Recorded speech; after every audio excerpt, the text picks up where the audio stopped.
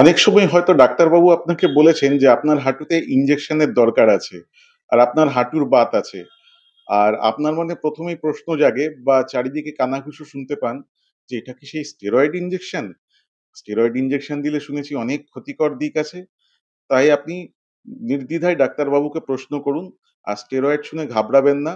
১ম অবস্থায় যখন ইনফ্ল্যামেশন থাকে বা প্রদাহ থাকে জয়েন্টে, তখন স্টেরয়েড জাতীয় ইনজেকশন ভালো কাজ করে। তবে হ্যাঁ, বারবার স্টেরয়েড জাতীয় ইনজেকশন দিলে হাঁটুর যে তরুণাস্থি বা নরম হাড়ের যে লেয়ার বা কার্টিলেজ সেটা ড্যামেজ হতে পারে।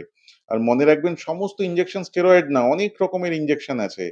ডেক্সট্রোজ প্রোলোথেরাপি আছে, ওজোন থেরাপি আছে, তারপর প্লেটলেট রিচ প্লাজমা আছে, হায়ালুরোনিক অ্যাসিড আছে।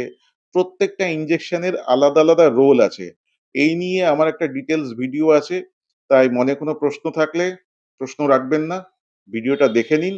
তাতে দিন মাত্র ৫ থেকে ১০ মিনিট আর জেনে যান হাঁটুর ব্যথায় কি, কি ইনজেকশন হয়। তাই হাঁটুর ব্যথা নিয়ে কনফিউশন এ না থেকে তাই ভিডিওটা পুরো দেখুন আর জানুন ইনজেকশনের ব্যাপারে।